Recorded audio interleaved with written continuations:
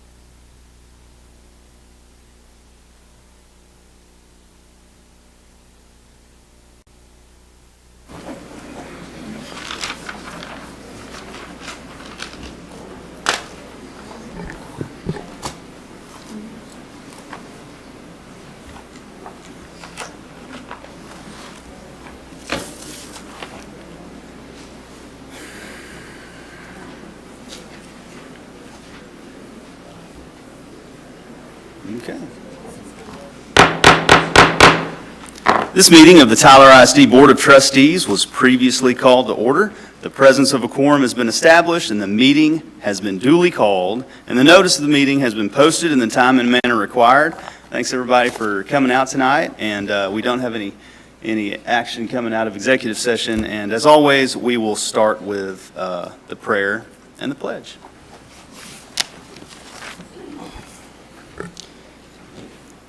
Dear Heavenly Father, thank you so much for the opportunities and the blessings that you continually bestow upon us. We praise your name, and we are so grateful for the chance to serve our community in the way that we do.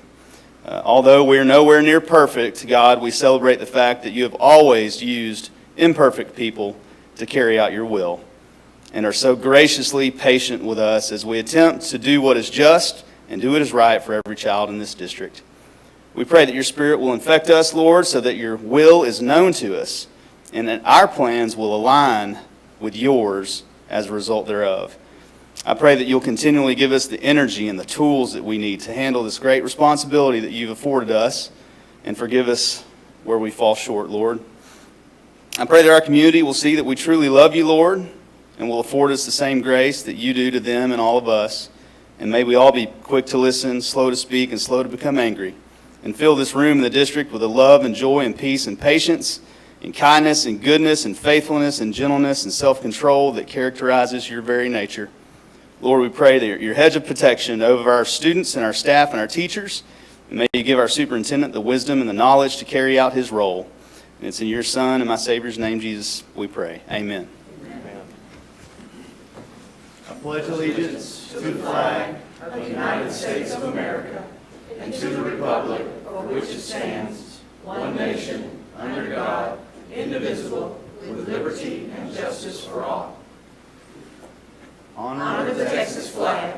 I pledge allegiance to thee, Texas, one state, under God, one and indivisible.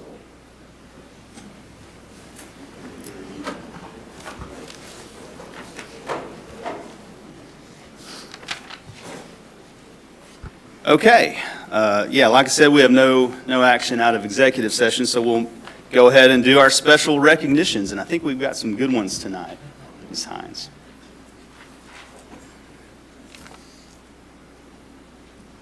Good evening, board members and Dr. Crawford.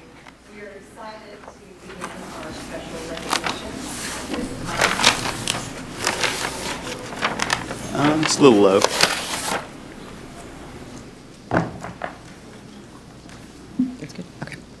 Good evening, board members and Dr. Crawford. We're excited to begin our special recognition for this evening by announcing our January District Students of the Month. The elementary student of the month is Armani Beltran, a 5th grade student at Jones Elementary School. And our secondary student of the month is Violet Ortiz, a 7th grade student at Three Lakes Middle School. At this time, please join us in watching a brief video about these two outstanding students. Of the month. These students are nominated by their teachers and school principals. Students are recognized for their excellence in many areas, including academics, leadership, campus, and community involvement. These outstanding qualities lead to successful student outcomes, both in and outside of the classroom. We would like to introduce our first student of the month, a fifth grader from Jones Elementary School. Hi, I'm Armani Beltran, and I'm student of the month for January. Armani stands out as a leader even when others around him may not be the best example. He follows through on all of his assignments and has a talent for art. He hopes to be an artist someday. I can draw and do stuff with my hands and stuff like that, like be creative. Someday I would want to be an artist so I can draw mangas and make anime and probably can be on TV shows and stuff like that. His teacher recognizes his talent and his character. Armani is also not only an extremely talented artist, but he's a really good kid. And that's what we really value the most. His talents are amazing, but he has such a great heart, and he loves to help others. He loves to share his gift and really try and help others to discover their gifts as well.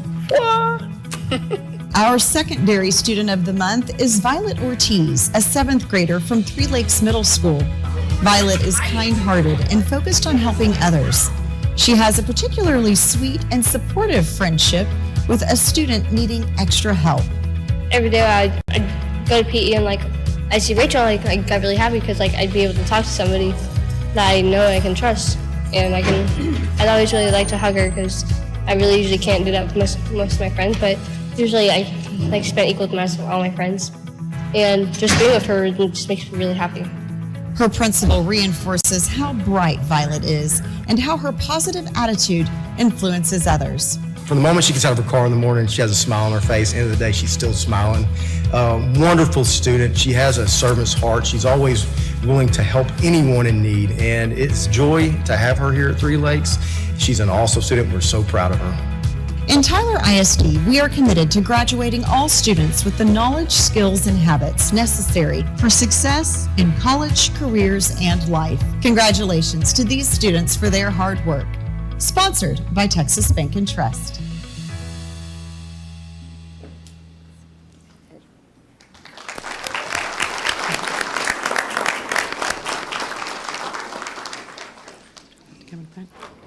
We'll have the board now come in front as we invite our students up to receive their awards and certificates.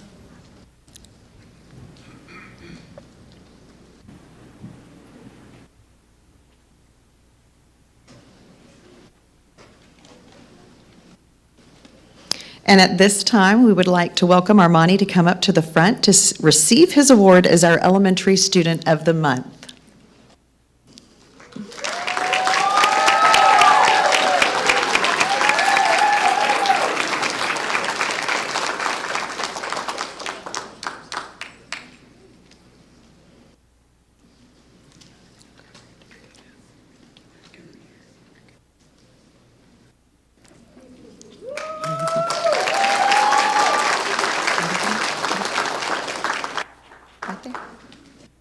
Go right over here, right there. Go over there by Dr. Crawford. Go get your photo taken.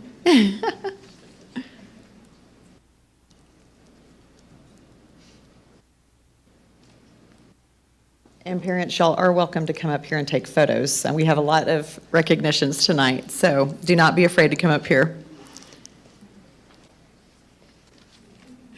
Congratulations. Now we would like to welcome Violet Ortiz to come up to the front to receive her Secondary Student of the Month award.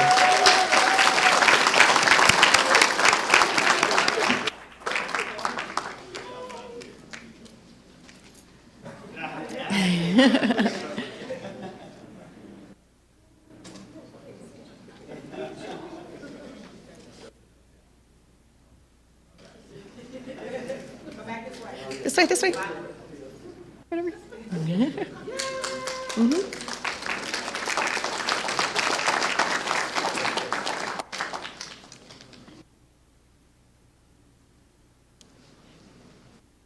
Congratulations.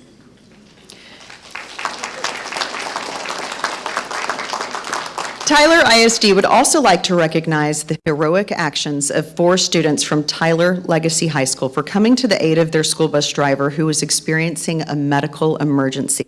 These students sprang into action with their quick thinking to bring that bus safely to a stop and then render aid to the driver. First, we would like to invite up 10th grader Cooper Cordell. Cooper?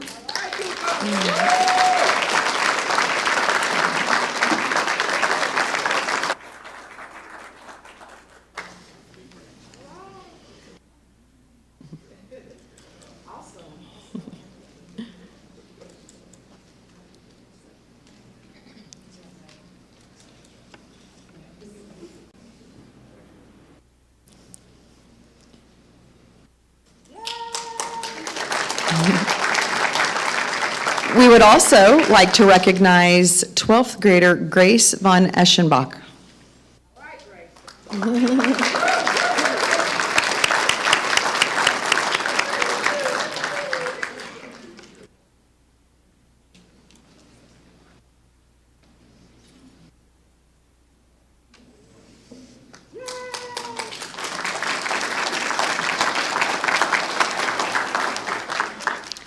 Next, we have 12th grader Camden Schilling.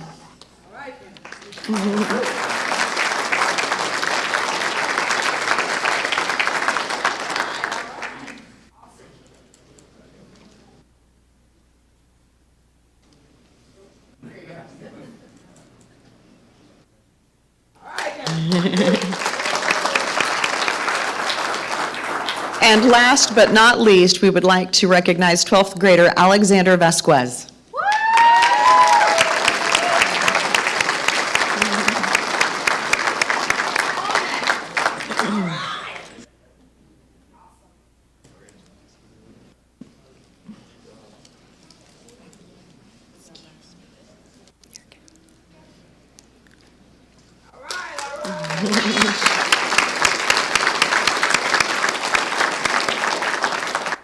Again, thank you to each and every one of y'all for your calmness under pressure in that situation. Now we would like to recognize Jordan Ford, a senior at Tyler Legacy High School, for showing compassion and kindness by consoling an opposing team member after the Legacy versus Garland by-district round-off playoff game.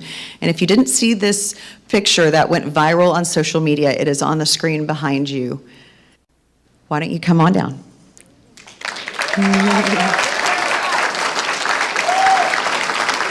Thank you, Jordan, for displaying your kindness when you didn't know others were looking.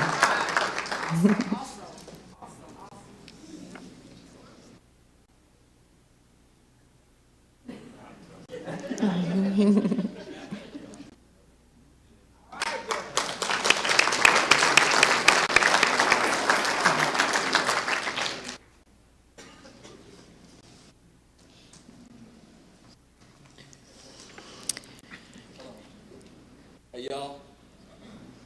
Not only did he do that, but he also had 3 interceptions that night. I wanted to make sure. Congratulations, Jordan. And this evening, we would also like to congratulate another student, Braden Persinger, a senior at Tyler Legacy High School, for earning a spot in the 6A Texas All-State Band on the tuba. Come on down, Braden.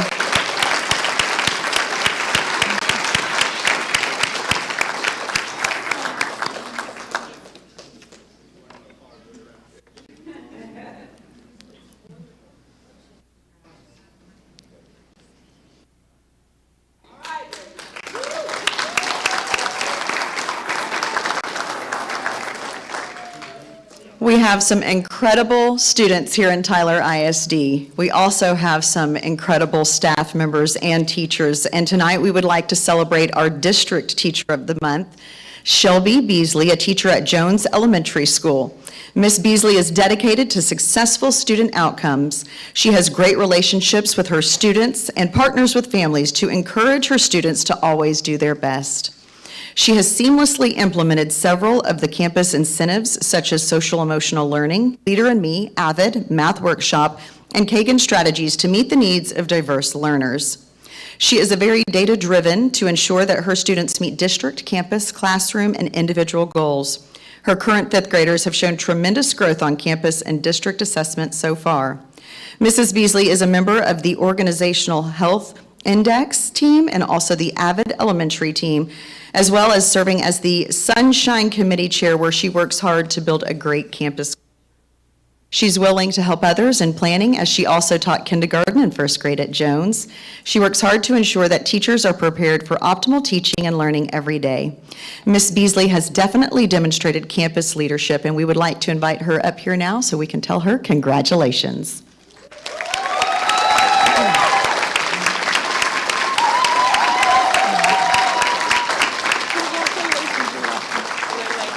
Go to the left.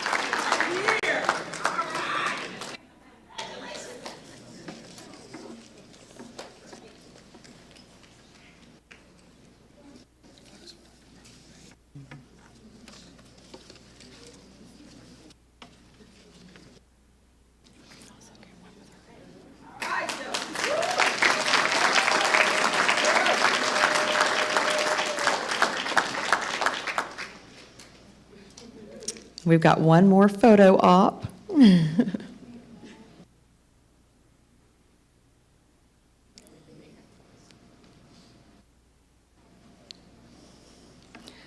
Again, congratulations to Mrs. Beasley. And this concludes our recognitions for this evening. Thank you, Board.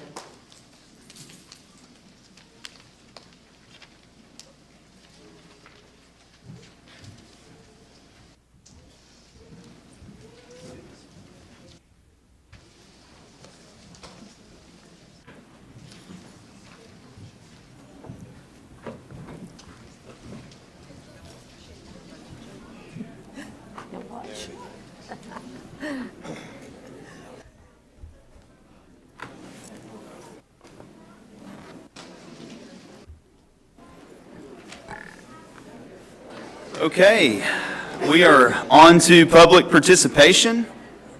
It is actually School Board Appreciation Month, and so I'm sure we have some speakers up here to show their appreciation to the board. We do have one speaker tonight, B. Marion. And as people clear out, you can come on up. Good evening. Good evening. I'm B. Marion. I'm here to address our questions, have questions about board changes. Character. What is the definition of good character, and what kind of character and values are we trying to pass down to our children? What do you want Tyler to be known for? Where is this education, this curriculum going, and what is the end result? Do you want generations of citizens who have been educated to be willing victims or predators themselves? If you want that to be the future of Tyler, leave the current school board and superintendent untouched. If, however, you are someone who would rather your children are taught to honor Tyler values, which they are historically known for, then ask yourself what has been happening at Tyler ISD board meetings. Month after month, citizens come before you to ask you to stop supporting grooming materials for pedophiles, or as the board would say, minor attracted persons. You, the Tyler School Board, are in charge of overseeing the schools, and yet you continually ignore this issue. When will this behavior stop? Are all the pornographic books now out of the library? It's a simple question. Can you answer it? If you say you cannot answer that question, tell us taxpayers why you can't answer that question.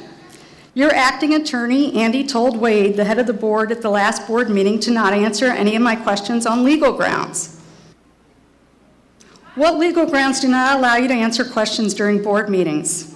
Isn't the whole point of these public board meetings to give the taxpaying public the opportunity to know what is going on in our school district and to take issue with the choices you made if we disagree with you?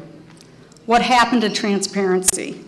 The last meeting, Wade, the head of the board, went on record that he did not know what materials are in the library.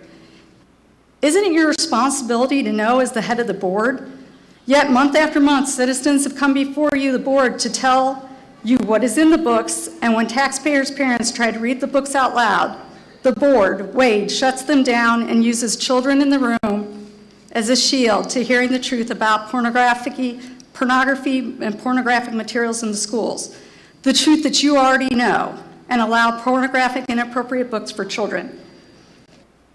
Do you admit to being aware of what is in the books at this time? If so, what is your plan of action for identifying and get rid of all of the pornographic and inappropriate books? What was the root cause of these books infiltrating our children's educational system? What proof can you offer taxpayers to show it will not happen again? Moreover, remembering you are the people who allowed the books in the library in the first place, and then denied knowledge of their existence, why should taxpayers trust you or your review processes? How did you allow such a thing to happen in the first place? And why should taxpayers who trusted their children's care to you ever trust you or your word again? Furthermore, why should an overpaid superintendent who's been in the system too long and never fixed it continue to be trusted with our children's care and education? Incidentally, how many board members are eligible to become superintendent of Tyler ISD and secretly hope for the opportunity to have Dr. Marty's overinflated superintendent salary of $250,000 or more a year, all taxpayer funded? Are all the remaining board members involved in land ownership and the new development of Tyler? How naive do you think your constituents are, and how long do you think they will endure your personal gain at the expense of allowing the corruption of our young people and ultimately our society in Tyler? You need to go, each and every one of you, especially Wade Washman, head of the board, who praised the school leadership, Marty Crawford, immediately after citizens' complaints regarding Marty allowing pornography into the schools. Tyler taxpayers have a choice to make. Do you want incompetent, greedy people representing you in deciding what you want your children to learn? Remember, what you teach your children now will be a part of your legacy, the Tyler legacy, not just the high school. Bearing this legacy in mind, go out and vote May 7th, or consider running for office. The last day to file is coming up quickly. It's February 18th. That's February 18th for people who want to run for board positions. Otherwise, Tyler faces being the next Portland because we were asleep at the wheel. These board members do not represent Tyler wishes. They represent their own agenda for their own gain. It's plain and simple. Thank you. Thank you, B. Incidentally, I think I had 15 seconds. I think you have something about the Open Texas Act. Put the issue, if you don't want to answer it right now, this issue should be on the agenda to talk about Tyler books, because we've been coming before you with that issue month after month. This isn't a daily operations issue. It has popped up and you need to address it. Put it on the agenda. All right. Thank you for your public comment. I will remind everybody that per state law, the board cannot respond to public comment. We can ask clarifying questions. Just want everybody to know that. So, all right. Okay, we'll move on to the approval of minutes. Approval of minutes for the workshop December 2nd and December 13th. Do I have a motion to approve those minutes? I move we approve those minutes. Thank you, Mr. I'll second. Bergfeld and Dr. Nation. All in favor say aye. Aye. Aye. All opposed? All right, ayes have it, and the motion carries. We do have an action item. Consider the approval of the annual audit for the 2020 and 2021 fiscal year.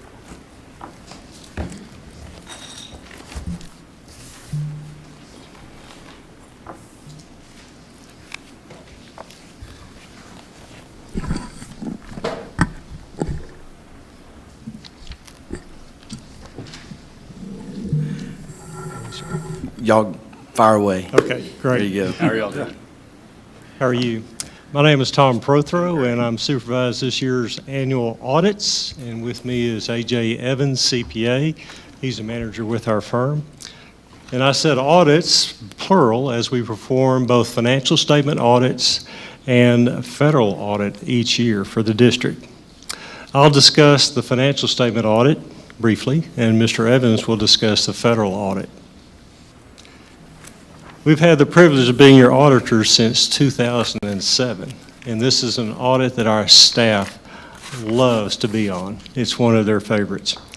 And we certainly appreciate the efforts of Ms. Bjork and Ms. Russell. They do a truly outstanding job, and they're wonderful CPAs.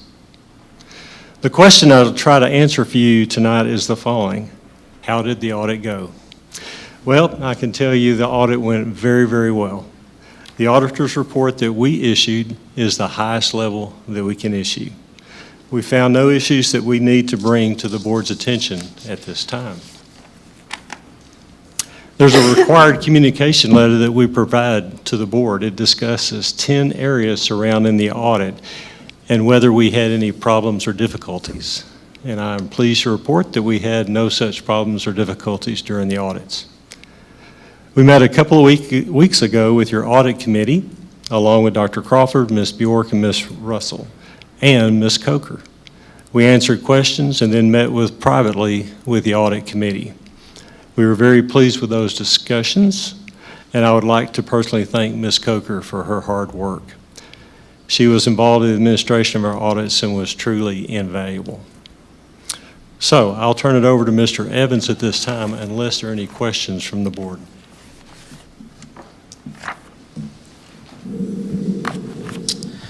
Thank you, Mr. Prothro. And additionally, thank you to the board, Dr. Crawford, Ms. Bjork, Ms. Russell, and Ms. Coker as well, just for their hard work during this audit. And then also thank you to the audit committee for the time you took to meet with us in detail to discuss the audit and how it went. And in the same vein as Mr. Prothro was describing, a couple questions I'd like to answer. Was the district a good steward of its financial resources? Throughout the extensive work we did, the short answer is yes. The district spent $10.1 million less than it budgeted for fiscal year 21.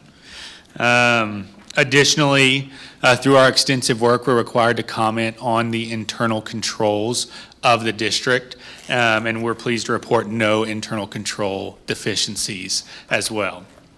And in relation to the federal audit that we perform each and every year, which is specifically looking at the federal monies that were spent by the district, we're pleased to report that the district complied in all material respects with the compliance requirements of its federal monies, which again is all really good news. And then my second question I wanted to answer is, at the end of the year, is the district in good shape financially? Again, the short answer is yes. In fiscal year 21, the district increased its net position by $17.8 million. Again, this is due to proper stewardship of the funds that the district receives and completion of some very exciting construction projects as well. Overall, I would say that the audit couldn't have gone better.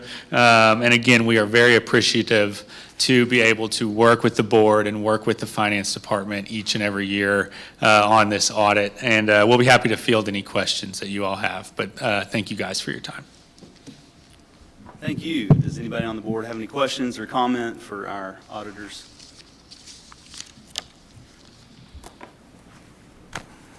I'd like to thank Mr. Prothro for the work that they've done for the district, doing a very good audit. I think it was very detailed. You know, I think that you've worked with us long enough to know that we have an excellent staff in TISD from that perspective. Ms. Coker is definitely dedicated to her work and enjoys it even from that perspective. An auditor, you know, usually that's kind of a boring job that you don't want to do, but she loves it. And we appreciate her. And even Tasha and Ms. Russell, they're excellent. You know, I don't know how we will ever replace them. I think that they've done an excellent job for the district. I don't think we could find anyone else better. And with you coming in and saying that they're doing an excellent job, even compliments it even more. So we do appreciate your report. Thank you very much. And with that in mind, I move that we accept the audit report. I have a motion. Do I have a second? Second. Okay. All in favor say aye. Aye. All opposed? Ayes have it and the motion carries. Thank you for your work. Thank you. We really do appreciate it. Thank you all. Okay, we have a few updates coming up. Athletic and visual and performing arts and competitive academics. M-Class middle year summary coming up. So I think Greg Priest is here to give us our athletics update for the fall semester.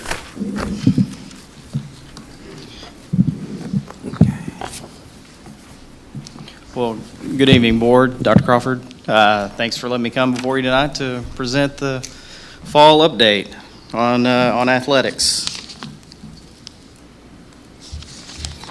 As far as high school athletics this year, I mean, we've gotten off to a pretty good start this year. We've had a lot of success in our fall sports, starting off with football. Both of our teams made the playoffs. Legacy again won the by-district championship and lost an area. We had a lot of superlatives and all-district players on those that were represented on the all-district teams.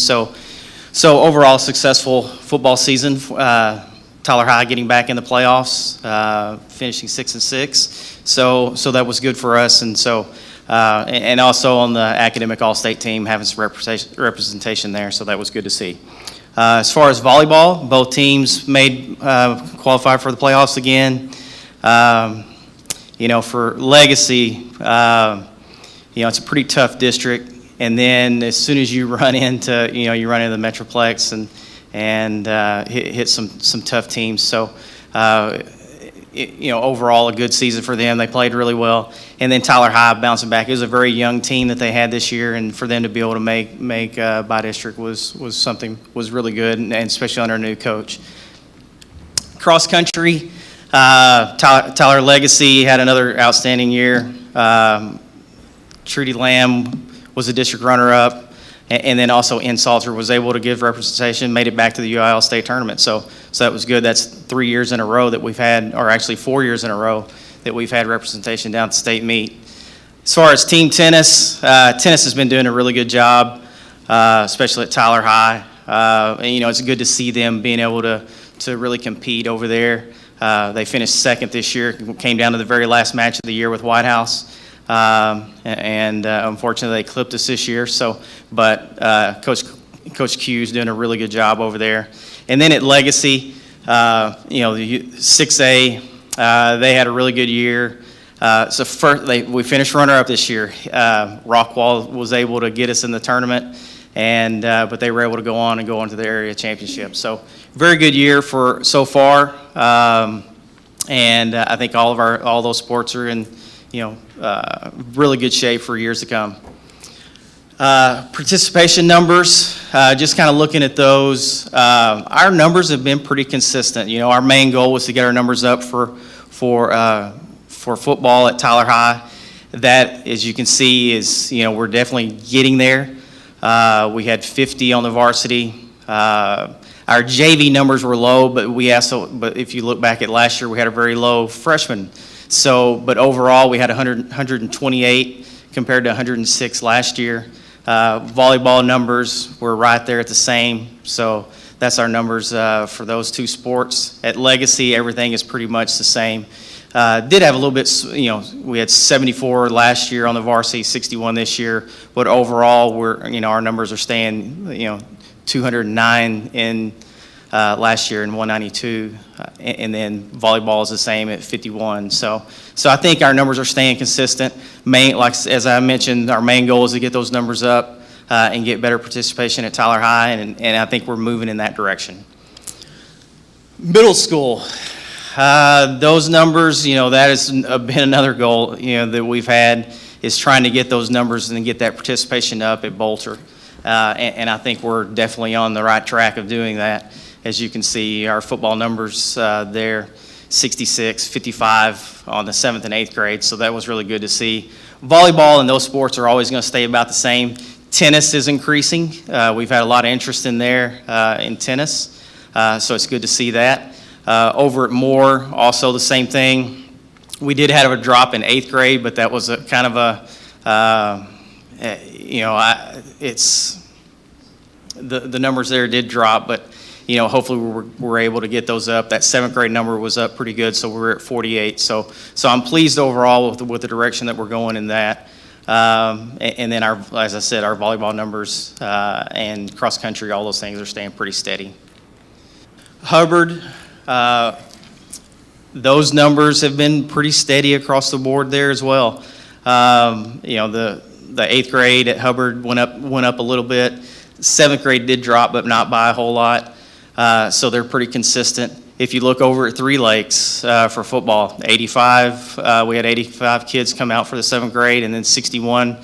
So we're able to maintain some kids. So the future looks bright there as far as being able to get, having participation numbers. And then this is just all across the board. I think, as you can see, every school, Bolter, Hubbard, Moore, and Three Lakes, and even at Hogg, we had more participation. So all those numbers increased. So it's good to see. We've got a lot of kids, participating in athletics, and so we just need to keep maintaining them and getting those kids so they're prepared to go to high school. Just some upcoming events. February 3rd is our district realignment. So it's going to be interesting to see kind of what the UIL has come up with, and where, we're staying at 6A for Legacy, and then Tyler High will be at 5A. Still, there'll be Division I in football, and then, so it's going to be interesting to see where that's going to fall, who they're going to place us with. Hopefully we stay with the Rockwall schools. I know North Forney came down, also Royce City, so it's going to be interesting to see where they place us. And then as far as Tyler High, a couple of schools dropped down, so we may, like I said, it's going to be interesting. It's a lot of anticipation on February 3rd to see where we land. Basketball season, all of our Legacy's girls are in first place right now. Got a lot of big games coming up. They play Rockwall tomorrow, and then they play Horn. So 2 really big games. So if y'all get a chance to get out to see those, they played really well. Had a great game against Skyline last Friday, so it was exciting to see that. Both of the boys and girls programs over at Tyler High are competing for the championship. They look very promising this year, so it's good to see. Soccer programs, it's, as you can tell, it's cold and rainy outside, so it's soccer season. And I know Legacy's starting district, they start tomorrow. Tyler High, with it being a 16 district, they'll start in a couple of weeks, but they both schools, boys and girls, have really gotten off to a solid start. And so I'm excited about that season. Our spring sports, this is the one part of the year where, baseball started last Friday, and every single sport is going now, except for football and volleyball. So we have that for about a month, and so there's a lot of activity going on, and so it's going to be exciting to see our tennis, track, golf, baseball, softball, all of those sports competing this spring.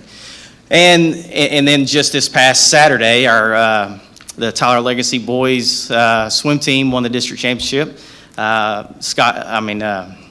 Sam Eckert was swimmer of the meet, so they did a really good job. That's the 2nd year in a row that they've won the district championship. So we have a lot of swimmers advancing to the regional meet. Also, the girls finished 3rd, and they've got several swimmers that are advancing. And then Tyler High had 5. I think they had 5 members that swam this year in the 5A, and we had 1 girl that advanced. Naomi Moody advanced in 2 events to regionals. So great to see that. Hopefully we're going to be able to get more and more swimmers on that side of town. That was one of our main goals that we had, and so hopefully it's growing. And then moving on, our last deal. I got, this is our 3rd year for our youth program. We have basketball and we have volleyball. 3rd year, we've got a lot of kids involved. I think there's 548 kids this year. So it's been great of doing that, and it takes a lot of people, a lot of work. But I've got a video, and I just want to show that real quick and kind of share that with you.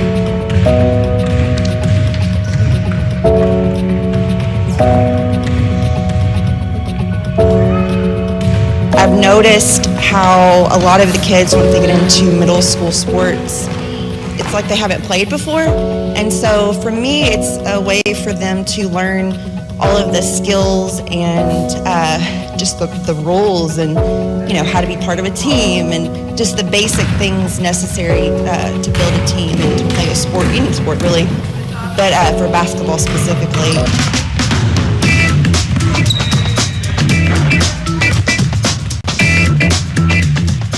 Most of the leagues around here that is as competitive as this one is, it may be a little too much for the kids to learn with.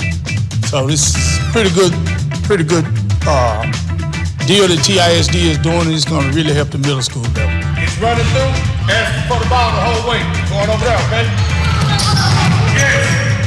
Yes. We learn plays, and so I get to see who can think at the moment, and if they can't, we're going to work with them with their thinking. Like it's all character building. I get to do a lot of life lessons with them at this age, stuff that wasn't done with me when I was there. So it all carries over into the character building. I really enjoy being a part of it as a coach and a parent. I see a lot of great life skills demonstrated on the court, outside the court, for the games, after the games.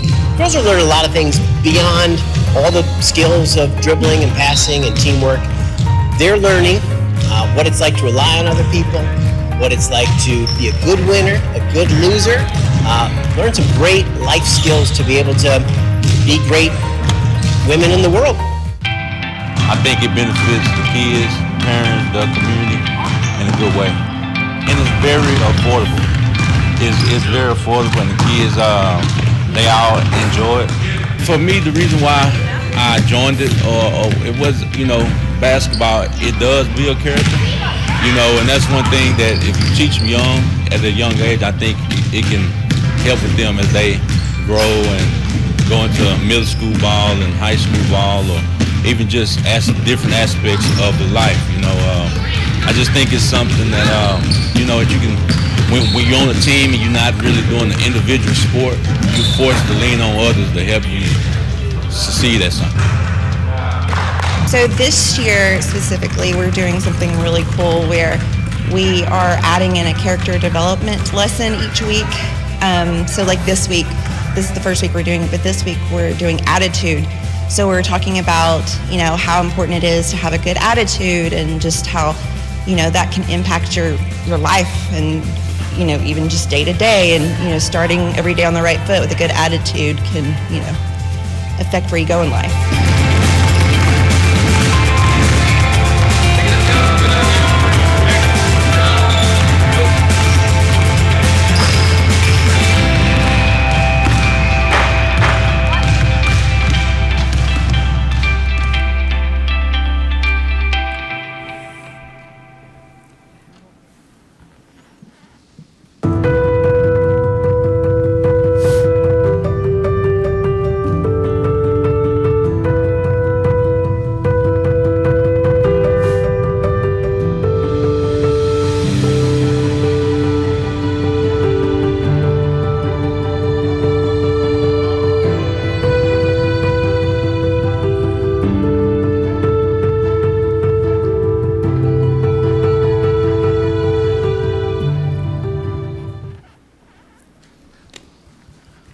Well, and I think so far it's been a success. We're only in year 3, but we've been able to accomplish a lot here in a short period of time, and I think we're just going to be able to grow it even further. I know Mr. Bergfeld had the Little Raiders, and being able to start that in football, and you've also had soccer. But we just didn't have it for volleyball and basketball. So we had a lot of kids coming into 7th grade that they had never played, and they were coming in, and so you had some that were able to play. They were fortunate enough to play, but the majority of them were not. So this is going to long-term effects. This is going to help us in the long run, just being able to introduce kids to these two sports. But I will tell you, it is so being able to do this, the UIL opening that up for us to do it was really special for us, and we took advantage of it. You've seen other places, White House is kind of taking advantage of it now and kind of sees the benefit. But having 548 kids, and then also in volleyball, I think we're probably going to have right around 300. And but it's a huge undertaking. And so I want to thank my staff, Sam Gillespie, Haley Skinner, Donnie Little, and then just all the volunteers, because we cannot do this without parents and volunteers. So, I really appreciate them. But then most of all, they couldn't be here tonight, but those sponsors. Bob Garrett, Randy Roberts, man, being able to pony up what they did for this to be able to be a success, because, we charge $35. And so it is not, we want to make it very affordable. And so I just want to be able to share that with you guys, and I really want to thank all those people, because this is going to pay off for us in the long run. So that's the end of the athletic component. I'd like to open it up for any questions you guys may have. Okay, thank you, Coach Priest. Anybody on the board have any questions or comments? I think the youth sports, I think that regardless of what happens with the numbers and all that, I think the lessons to be learned by those kids in team sports is going to make huge, tremendous dividends for us in the classroom and everywhere else. But I'm just curious as to whether participation in that is what's attributing to the rise in the participation levels in middle school, or if you can even tell that yet. I think it may be a little too early to tell. I mean, I think the 8th graders right now were the first ones when we first started it. But the numbers are up. So I will say that the people that you have coming in have a knowledge when they are coming in. And the thing is, as far as for volleyball and basketball, you really can't grow a whole lot, because just the amount of space and the amount of teams that you have. We can basically kind of get it to, you have about 50, you can probably max it out at about 15 on a team. So you're looking at about 45 kids that you can get, unless we want to start getting deeper into, D and E teams. So we're always going to be around there. But I think the big component of it is those kids being able to come in with a knowledge of the rules, knowledge of the game, and just, and being more comfortable coming in. I think it's great work. You guys did awesome with that for sure. Thank you. Yeah, I know. I got a boy that for the last 3 years is really look forward to every Saturday and practices during the week. And I grew up playing church league basketball and have been around other leagues, kid leagues, but this is probably the most efficient and professional run type of kids league. And I think that's why you're seeing the numbers grow. I mean, the facilities are amazing, and the referees, in youth sports, that's a big deal that you don't have a 11-year-old out there trying to ref a game. So, and they're developing skills and building character, and so I'm really thankful as a parent that that's available. And I just love the time I get to spend with the kids and coaching and helping out. Those are memories being made. So the more memories for more kids that can be made, it's a win in my book. So. To piggyback off Wade said, this is our first year to do TISD League with my daughter. We switched over, and it has been really, really amazing. You all have done a great job, and kudos to you and your staff that put that on, because that's a lot of kids, a lot of gyms, a lot of practices and everything you have to, coordinate, and it's been seamless and easy, and my daughter loves it. Well, that's awesome. Loves it. Just a comment, one thing we've been benevolently blessed with is our taxpayers providing facilities for us. And this is just another way that we can get into those facilities outside the school day and open up to as many kids that want to access it. So very appreciative of our taxpayers to be able to provide these facilities for our kiddos to participate with. And I'm going to say something about the character and building stuff. I grew up in East Texas and played youth sports all through, and similar programming that we have here. And I had some godly men that really instilled a lot of morals and ethics and character into me as I was coming through here. So as we talk about the future of what Tyler is and what we're able to provide in there, we've got some good people that are actually coaching our girls, and I really appreciate the character development that y'all are putting in there this year, Coach Priest. But this is one thing, that this is going to be a sustainable thing for years to come that we just didn't have. Agreed. Thank you. Anybody else? Okay. Thank you for the update, Coach Thank you. Brees. Thank you for having me. Yes, sir. Okay. I think we have a visual and performing arts update next. How are you, Ms. Newton? Good evening, Board, President Washburn, Dr. Crawford. Thank you for allowing me to give you this update this evening. It's been a busy semester, so here we go, which is good. First off, we started out with marching season with those beautiful brand-new uniforms that were out on the field, so thank you, Board, for supporting those. They looked fantastic. And of course, Legacy High School Band, straight ones at marching contests for at least the 23rd consecutive year. So great job, guys. We recognized Braden Persinger this evening for earning a spot in the 6A All-State Band on tuba. Fun fact, his dad is the head band director at Three Lakes Middle School. Also would like to congratulate or call attention to the percussion section of the Legacy Band won second place at the Lone Star Classic competition. That's the highest place and score that ensemble, that group has ever gotten in that composition.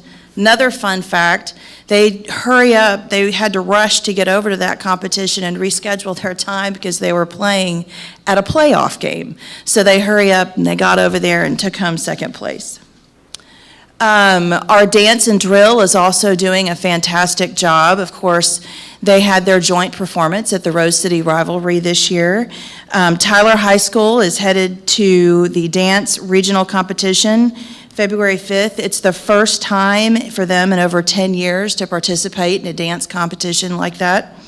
Legacy is also headed to two competitions, one February 12th in Kilgore and one March 5th in San Antonio. Proud to say we had 6 pieces of artwork that were selected from Tyler ISD to represent us at the Tassatasby Convention. Hubbard, Caldwell, Tyler High School, Douglas, Legacy High School, and Jack all had pieces that were selected to be on display at that exhibit. Every one of our bands, every one of our drill team ensembles, and Caldwell Arts Academy all participated in the Rose Festival Parade this year. It was a beautiful day and a beautiful event. Of course, Day of the Dead. The Tyler Museum of Art is a very valued partner because they offer opportunities to our students here in Tyler. These kids can add to their resume. They had artwork in an actual museum. So many middle school students from Tyler ISD participated in the Day of the Dead contest, as well as Caldwell always has their annual Day of the Dead celebration, a fantastic event. Our choirs have things to brag about as well. Tyler High School has not had any students participate in the fall TMEA all-region contest. We don't even know how long. We tried to do the documentation and look back to see how many years it's been. It's been a really long time, so we don't know. But not only did they participate, but they made a mark. They had 9 kids that made the all-region choir.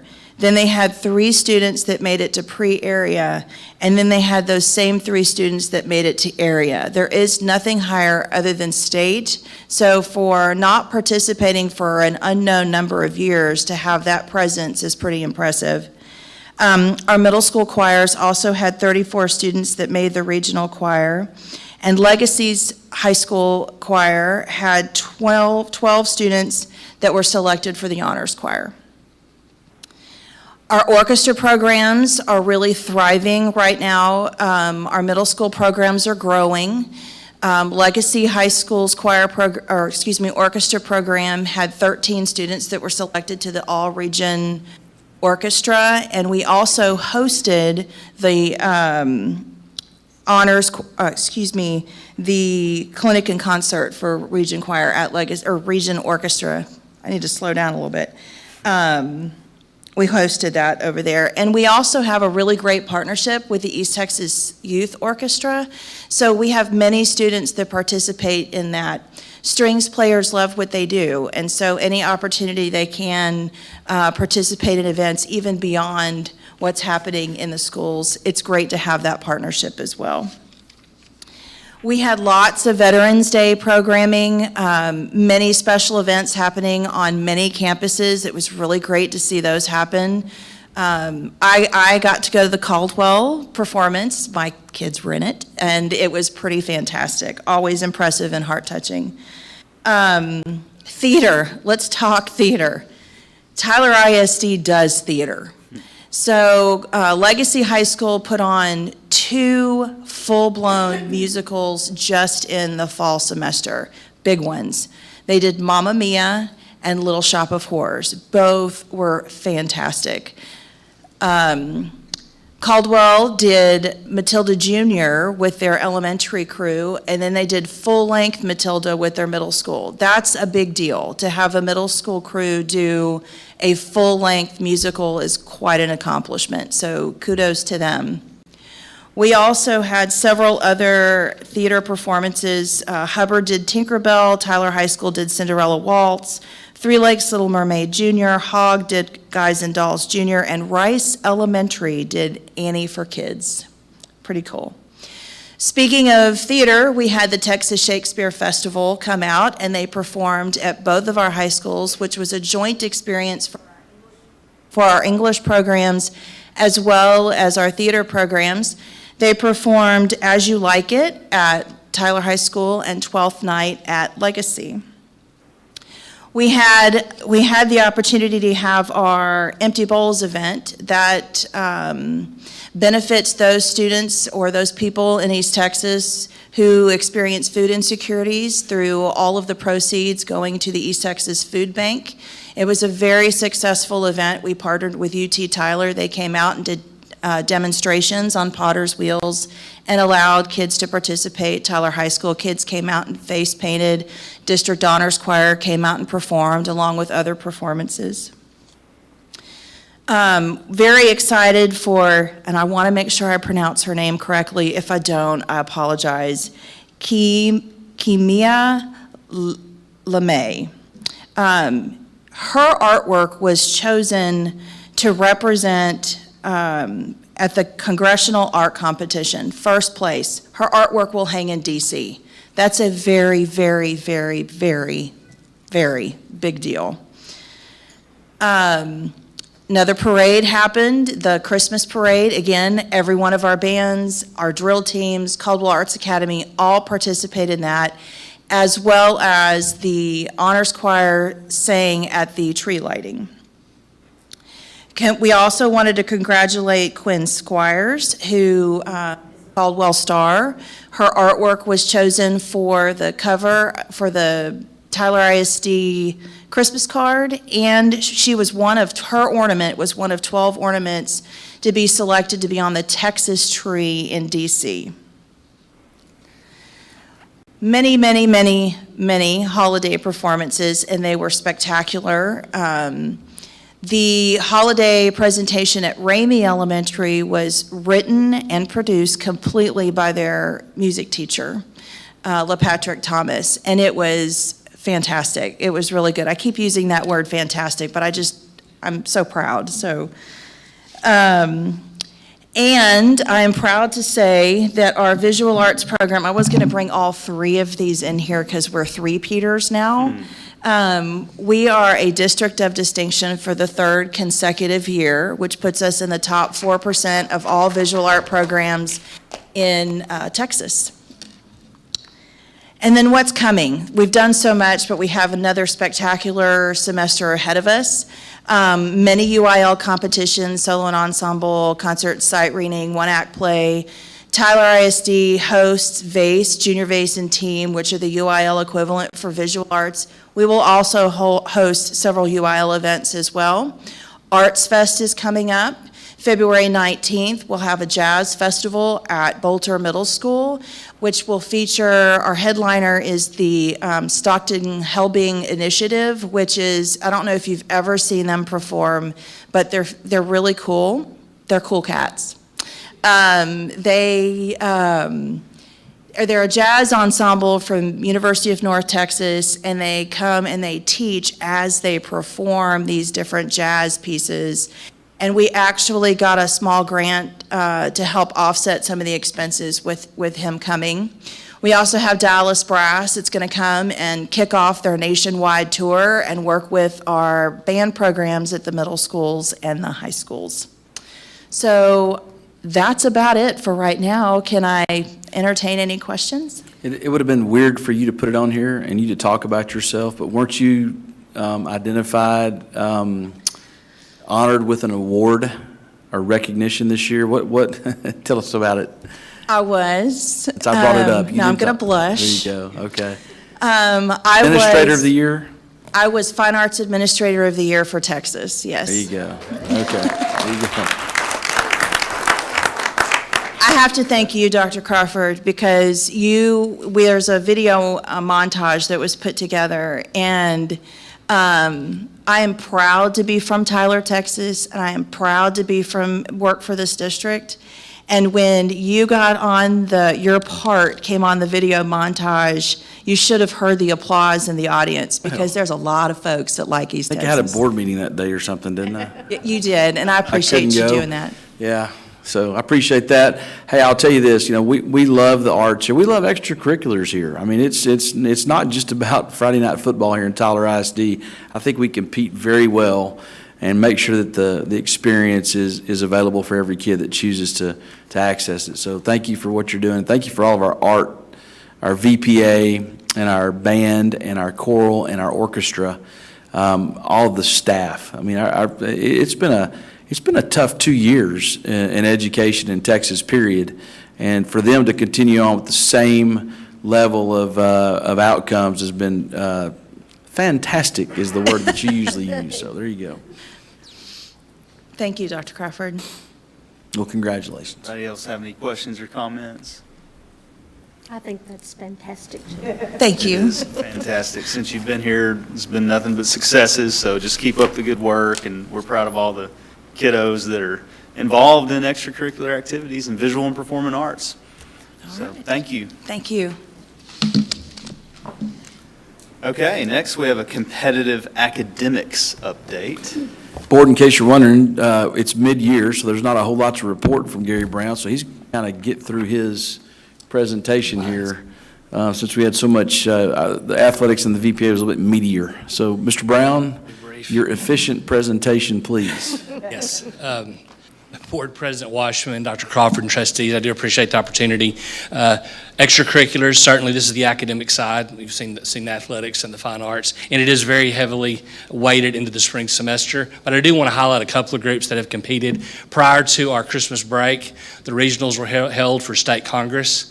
And this is a team of students from Legacy High School. And I don't know that this has ever happened before. We kind of went back in time a little bit. But all 5 of the Legacy students swept places 1 through 5 at the regional State Congress meet. So they all had an opportunity. The 3 on the left medaled gold, silver, and bronze, and then the 2 alternates to the state competition. And there at the state, we had Kaser Yasin in the middle, who actually went last year as well. Senior from Legacy, finished in the top 12. In the state meet, and then we had the other 2, the silver and bronze medalists from regional, finished in the top 40. So just an outstanding team all around. This is, once again, we're in the spring. Our career technical student organizations, where our CTE students get to compete outside of the school day in a variety of career-related events. This is our first year to have DECA. We've started that chapter up. We've been wanting to a couple of years. Last year they kind of took off because of the pandemic, but we've started this chapter up. And this team in marketing management and team decision making finished first at District 6, and they'll be going to state next month to compete in that competition. So we hope that program is going to grow. Okay, I missed it. What does DECA stand for? I'm sorry. It used to stand for Distributive Education Clubs of America. Okay. But they dropped that part, and they kept the acronym. All right. And it's basically business, accounting, and marketing. Okay. And that's what these students are in, yes. But several of these have dropped the name. They kept the acronym because people are. So weird. So really, mine is looking ahead of things that are happening. So tomorrow, we're going to start Tuesday night and Thursday night at Caldwell. We have the Tyler ISD robotics competition. First through third grade is tomorrow evening, and then Thursday evening will be the fourth, fifth, sixth, I guess fourth through eighth grade will be on Thursday at Caldwell. This month and next month, as we mentioned, we saw the one group in DECA, but very, very heavy in competitions for our career and technical student organizations, Skills USA, Technology Student Association, the Health Occupation Student Association. They'll be competing for opportunities then to advance to state. The next speech debate, our debate round will start this week as well. So we've got 3A with Early College High School, 5A with Tyler High School, and 6A with Legacy High School, and those are going to be held, 2 of the 3 are going to be held here in Tyler. And so they'll have an opportunity to advance in cross-examination. February 5th, we're couple of weeks away from the UIL Elementary meet. That's always a great event for those young students to compete in their academic and kind of a precursor for what they're going to see as they move to middle school and high school. That'll be held at the CTC. And then at the end of the month in February, it will be the middle school academic meet, and we've made the decision to move that to the high schools to give these middle school students an opportunity to go and see and be inside the facilities. So we're going to try to rotate that between Tyler High School and Tyler Legacy High School. That's at the end of February. And then we have the state contest for the career and technical student organizations. We hope to have a lot of students advance to that level and can bring you that information in the cumulative report. If we have the same success that we had in state Congress, the state contest for cross-examination will take place. That's the weekend at the end of our spring break. We hope to have some students there. And then comes the traditional, what you're probably most familiar with, the UI academic meets for 3A, 5A, and 6A.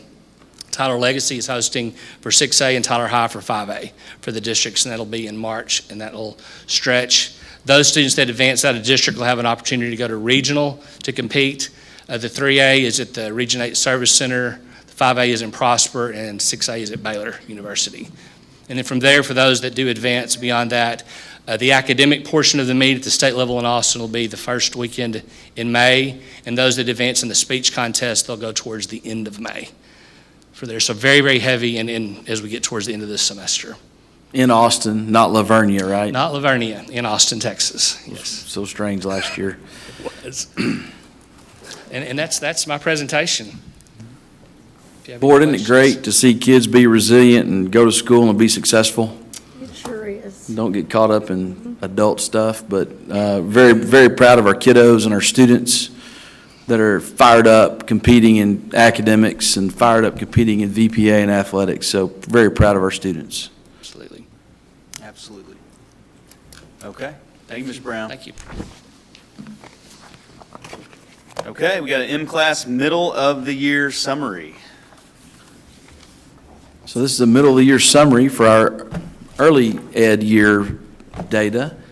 And joining us at the presentation table are 2 doctors, Dr. James Curitan and newly doctored Dr. Johnita Ward. So Dr. Ward, Dr. Curitan.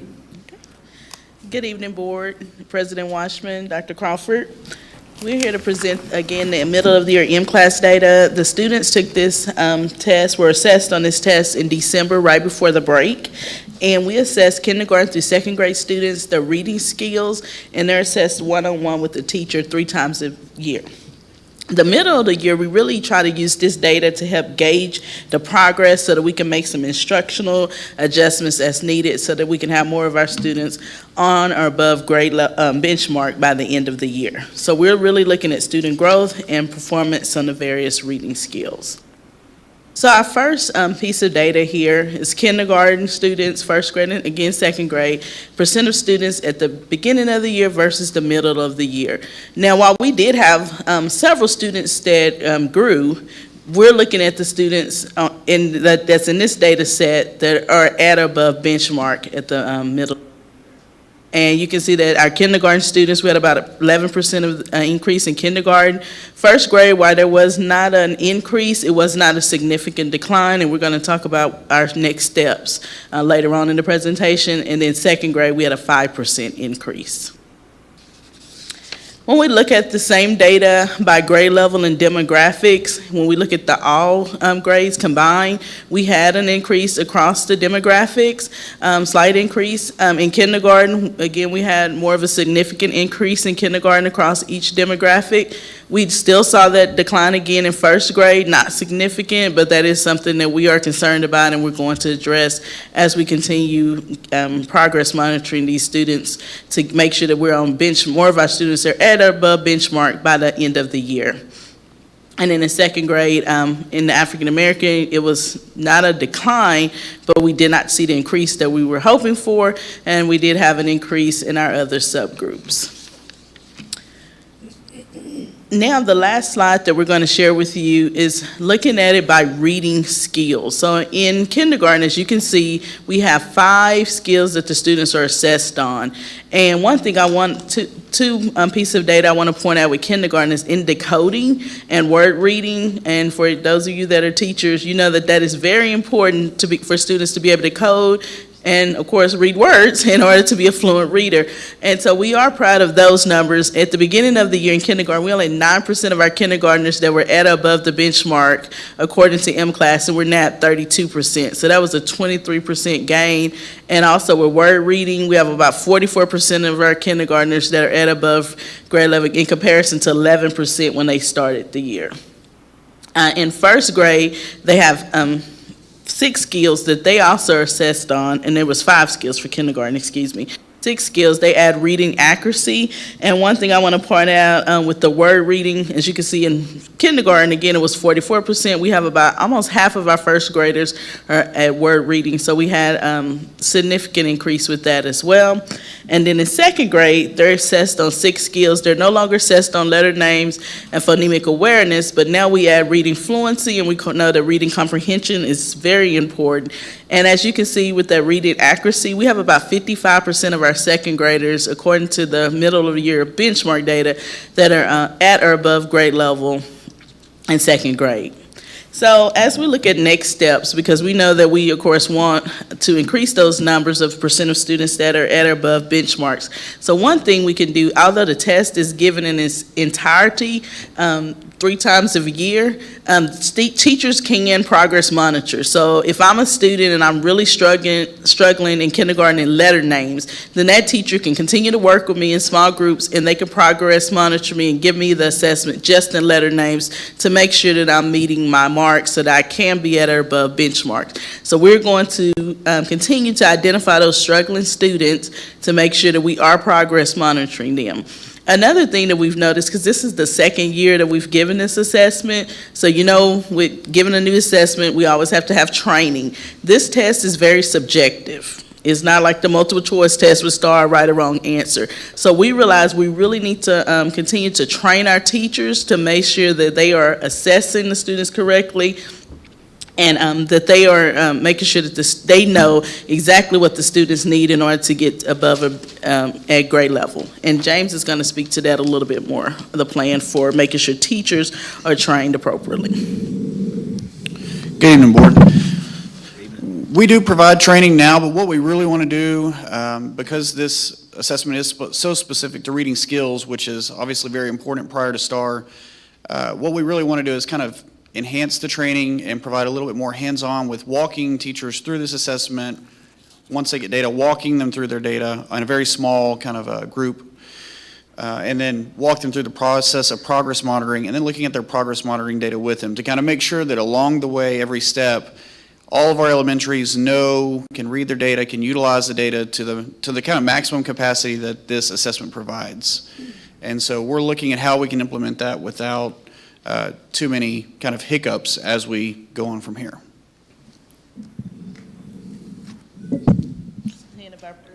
Any questions? Just a comment real quick as y'all get your questions geared up. I'm pumped up about the decoding, because if we'll flashback to 2018, when we started the letters initiative with the going back to the old school phonics, that was one thing that we were really concerned about, is how much decoding our students have to do considering the dialect that we all share here in East Texas. So we've really encouraged our teachers to be more articulate when they talk and make sure they pronounce their words concisely instead of just rolling through them sometimes like I do. And I go back to Manny McDowell in Carthage, Texas in Lindale, Texas in 1979. Some of y'all know Manny McDowell in this room. Sweet little lady, but she was a teaching demon about phonics, and she made sure that she overcame her East Texas dialect when she was instructing us. And I hope that's a reason that we're seeing some responses on the decoding end, because kids are not able to get through it themselves without having either the teacher's dialect, the colloquialisms that we have here get in the way as well. So, because I know that was a huge problem. The conference that the few conferences I've attended on reading proficiency and phonemic awareness, that is an issue that we share in the South and in East Texas more than other regions across the country. We love the way we talk here, but it does not help us in regard to reading instruction at sometimes. Okay, does anybody on the board have any questions or comments about the M-Class middle of the year summary? I have a question. Looking at the campuses that have improved, do we have the data for per campus? Do we have the data about this per campus, and can we have it to see what campuses are struggling, and are we doing anything to help those campuses specifically to catch up? Second grade doesn't look that bad, 17 improved out of 18, but 9 out of 18 for first grade is a concern, and 13 campuses out of 18 is a concern. So can we have the data per campus and see what we can do to alleviate some of that? We'll send that gap? to y'all tomorrow. Absolutely. I know sometimes in reports we get when we're measuring against some sort of bar or some sort of benchmark, and I get them mixed up, but sometimes the benchmark is where we want to be at the end of the year. So at the beginning of the year, it's low, and we eventually get there. Are these benchmarks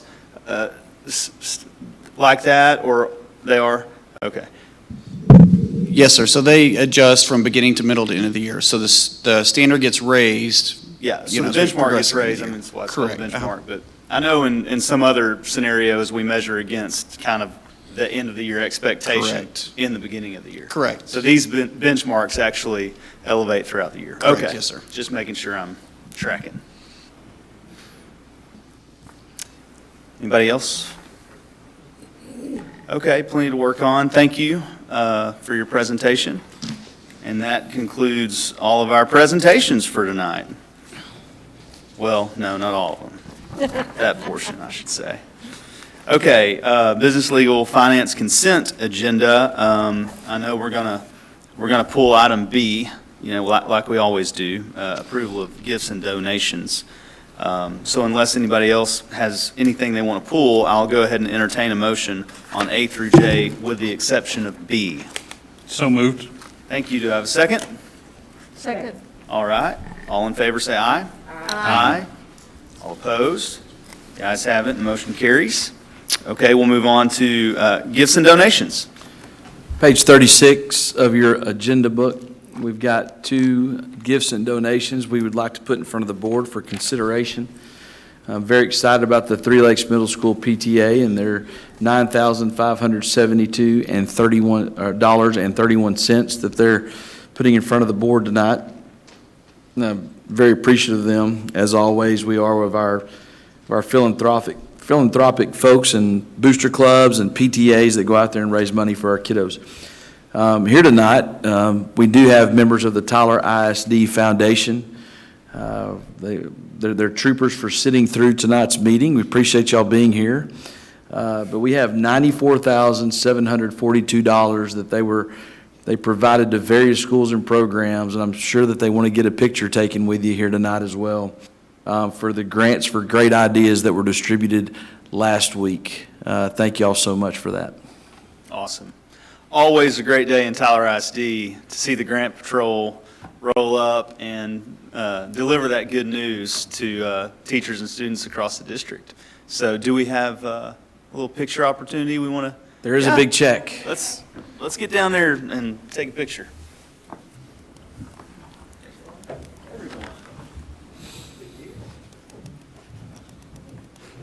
see John Fry. I just thought you were interested in local school district governance. I didn't put two and two together. I didn't put two and two together while you're here.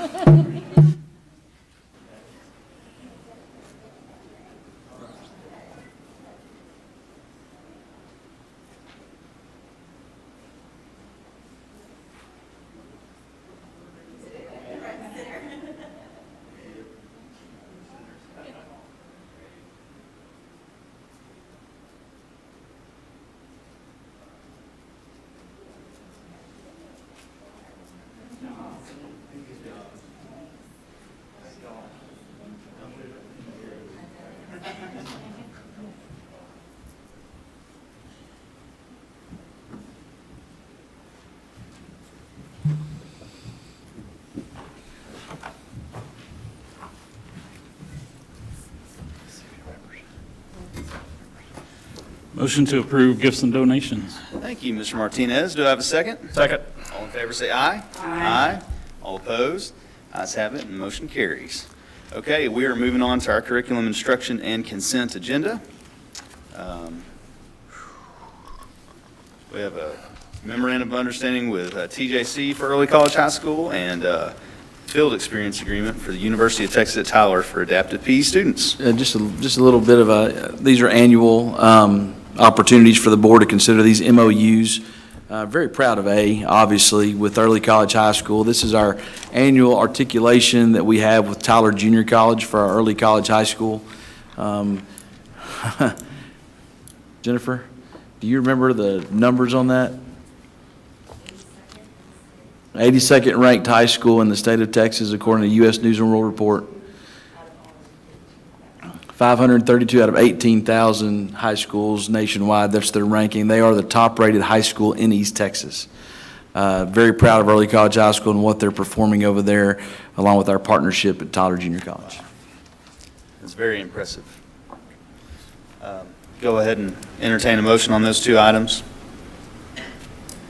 I move we approve items A and B of the curriculum instruction consent agenda. Second. Thank you.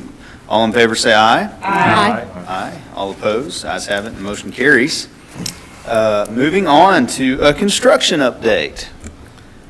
Mr. Loper? Tonight with us, we have our facilities department, or most of our facilities department, 3/4 of them. Mr. Tim Loper, Director of Facilities, would like to provide y'all a construction update on our most recent projects. Thank you, Dr. Crawford and President Washman and Board of Trustees. This will be a construction update of the high schools, and it will be the last construction update of the high schools. But we'll be back. I'd be remiss if I didn't tell you what an honor it's been being involved in these high schools. Legacy was the largest project I've ever done, and then we threw in Tyler High too at the same time. So it's been very gratifying for me personally, but also a milestone for us as a district, because we've always had a board that has supported facilities. A lot of you have been here for a long time and seen that over the past. If Ms. Jones and Mr. Bedingfield will come up to the table, they're going to take you down memory lane a little bit. And as I went back and we looked at photos and things, I couldn't help but think about the things that I remember and challenges we had at the old Legacy and the old Tyler High. One of them, the courtyards flooding, and students having to bring 2 pairs of shoes to school just to change class at times. I know some of y'all, the blinds, I always got called about the blinds in the courtyard. You know, the gymnasium was never at the right temperature. At Tyler High, it was a 2-pipe chiller system. And I'd have to explain to the staff every year why we can't just turn the heat on those mornings on spring days. It takes 12 hours to dump the hot water into the chiller to cool it down. Why are you saying staff? It's like an 8 o'clock phone call from the superintendent. Tim, it's way too hot in here, man. I can't do anything about it. It was 30 degrees this morning, but it got to 70 today, so. Yeah, so, you know, the thing about it is a lot of it, and we've been through a lot of adversity. These projects were long. They were 4 years, and it didn't go without, our own challenges from Snowvid to COVID to supply chain issues to all that, but we did it. Deer. Yes. Deer, we did have a deer. Yeah, that's right. Peace, Randy. Yeah, Randy. But you know what? We couldn't have done it without your support and my gratitude for being a part of this and my gratitude to the taxpayers of this community to support us on both of these major projects. This year's freshmen have a new norm, and that's not knowing what the old norm was. And so we've provided some really, really good facilities. And at this time, we're going to see a couple of short videos. And I think Tyler High's up first, and then we'll be here to answer any questions, or they will.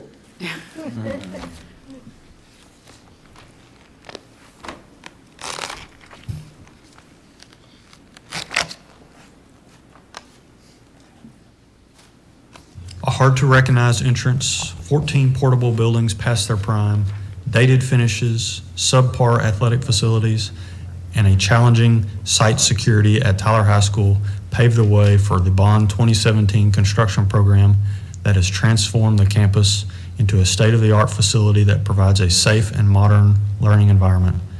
Construction began in November of 2017, and we were successfully able to transition the active campus through 12 construction phases.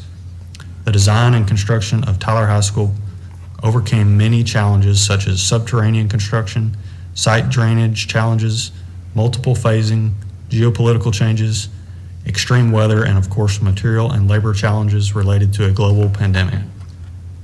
New and renovated academic spaces with a prominent campus entry, improved site circulation, and new spaces for fine arts and athletic programs were all made possible by almost 250 daily construction workers and $270,000 per day of activities at its peak.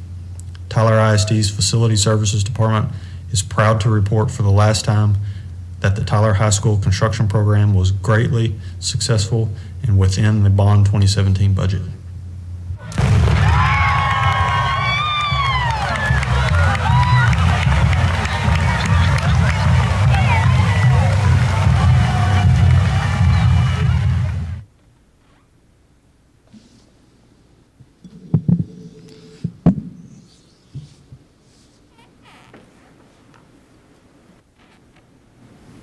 Built in 1958, the structural steel, low-ceiling school with classrooms opening to the exterior presented many difficulties for faculty and students of Tyler Legacy.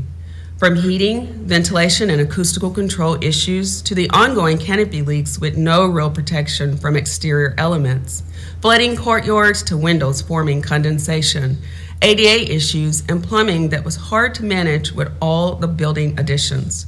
It was time for a new high school facility to be built for the 21st century. Tyler Legacy opened its doors on schedule and within budget for the 2020 school year and completed Phase 3 exterior sports October 2021. The new state-of-the-art facility features natural daylighting throughout, energy-efficient windows, mechanical and electrical system that use less energy, thermal comfort, environmentally safe and secured enclosed campus, amazing athletic and fine arts facilities, acoustical comfort, and the best technology in all classrooms. Tyler Legacy High School was designed and built to last, and we owe it all to the taxpayers that have supported us over the years.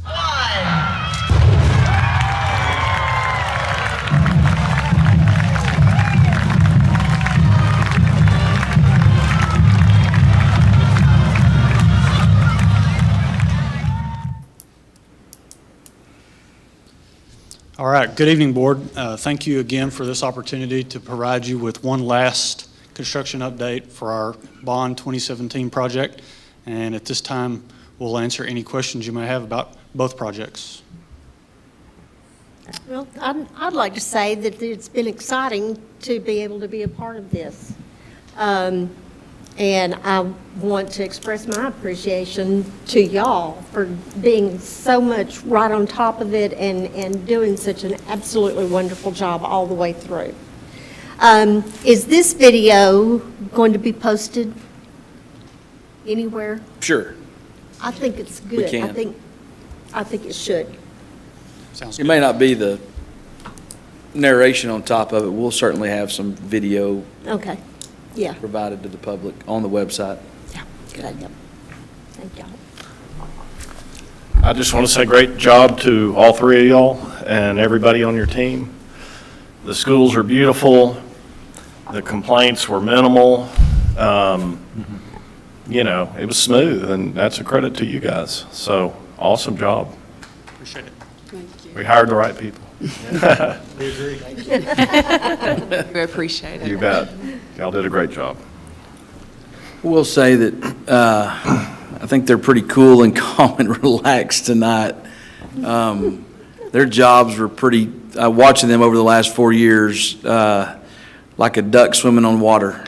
And, you know, up top just kind of glided over the water, but down low, man, they were fast and furious. And there was a lot of stressors that weren't quite as public as we needed. There was deadlines and timelines, and y'all kind of alluded to some of that in your video, but I'm very, very proud of y'all to pull this off and maintain your poise and your stoicism at the same time. We just did not have a lot of issues.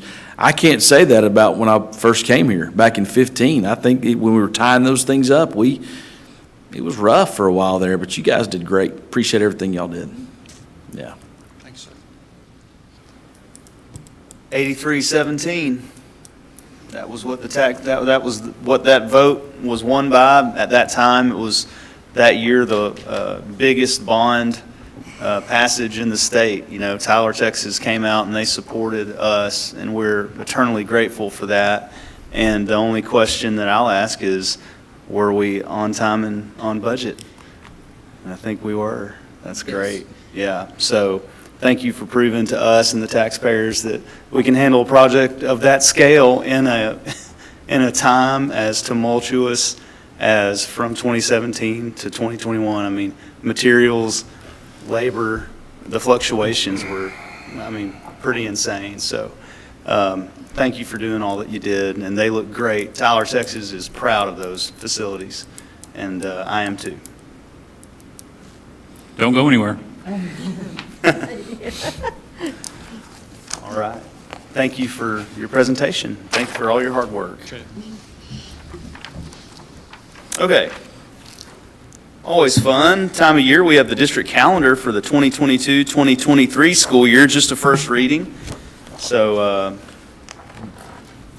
One of my favorite things to do is present the calendar to the public and to the board here verbally from the dais. And so we'll just kind of roll through that real quick. The first day of school we are proposing is August 15th. First day back for all staff will be August 8th. We'll throw convocation in there about August 11th, I think. And then new teachers will actually start the first week of August. September, there you are with Labor Day on the 5th of September. Pretty long month right there. And then in October, you get to October the 13th is an early release day. Kind of a mini fall break right there on October 15th. Now remember, this is for everyone that's not 226 on contract. So if you're a year-long contract, you don't get that day off, okay? Make sure we state that. It's for campuses to be off that day unless you're a 226er. November 2022, we've got a week there for Thanksgiving. That's 9 days counting the weekends, Mr. Jones. 9 days. Heck of a profession that we're able to participate in with that type of Thanksgiving break. Then you get to December of 2022, we'll have an early release day to signify the start of Christmas break, and that's right, we call it Christmas break here in Tyler, Texas. We will have an early release day that date for a 17-day Christmas break. Because of when January 1 falls, it falls on a Sunday, the same thing that Christmas, the same day that Christmas falls on. We're going to take an extra day there. Hard to ask everybody to come back the day after New Year's. There are some districts that were splitting up Christmas, maybe not taking the full week before before Christmas, instead of maybe taking 2 days before actual Christmas Day, and then maybe even taking that entire week off after January 1st. We talked to our calendar committee. We've put it out there. We also know that it's a little tough sledding to buck tradition sometimes here in Tyler. So we're going to go ahead and take the normal two-week block together instead of splitting that up. February we're in January now. Martin Luther King Day, a very important day for us. We're off on that Monday, the 16th. So there's actually 2 days off in January. We get to February, it's a fairly quick month. There's no days off during that month. March of 2023, we get all the way to March 10th, and our spring break is aligned with all other school systems in Smith County, including TJC. It really does help our dual credit students out to have their breaks aligned with Tyler Junior College. So we're off on the 10th for an early release day, and then off for 9 straight days. Incredible. April 2023, you see that we have Good Friday scheduled to be off right there. Remember, we don't mess around with Good Friday here in Tyler, Texas. We don't roll the dice like we did back in 2013 and before and just call it a bad weather day, because that's who wants to be blamed for having to go to school on that day whenever you get a little snow that happened to you. We definitely would have had to go to school on that day last year. But we take Good Friday off. Very proud to do that for a little 3-day weekend there. Notice those red boxes right there? Those are state testing days. We cannot insert an early release day right there because that is a testing day. The early release day that we typically are trying to do now before we have big breaks or even the small breaks. So in case anyone's wondering why that box is not grayed, it's because that's a testing week. Then we get to May of 2023. Last day of school, actually May 26th. Graduations are listed here over on the left. Again, we alternate the comprehensive high school graduations every Friday and Saturday for those that might need to make some arrangements for that. We have Memorial Day on the 29th, and then some staff development days tagged onto the back of that. So we're able to not start incredibly early in August. I know sometimes we'd like to start maybe in the middle of September, but we're actually going to finish before Memorial Day again. A big thing for our students, our parents, and our teachers, that we're able to wrap the school year up prior to Memorial Day, and I completely agree with them. It's hard to come back for a couple or 3 days after that Memorial Day weekend with students. Any questions about the calendar? Calendar committee helped us construct this. We gave them a couple, 3 proposals. Ms. Hines, thank you for leading that charge. We will, after tonight, we will actually post this online for comments to be made, and then bring this back to y'all at a future board meeting. Okay. I'm sure comments will be made, and thank you for the calendar committee for putting that together. Always fun. So this is just the first reading, and we'll come back and approve the calendar at a later date. Comments will be made. Comments will be made. Okay. Future business, February 10th board workshop and a February 21st regular meeting. And then on May 7th, as it was stated earlier, we have a school trustee elections for single districts 1, 3, and 6. That's me, Ms. Harrison, and Mrs. Atkins. So I want to wish both of you all the best of luck this year. And the next item on the agenda is adjournment. Anybody move to adjourn? So moved. Oh. I have a motion and I have a second. Okay, all in favor say aye. Aye. Aye. All opposed? Ayes have it, motion carries. This meeting is adjourned.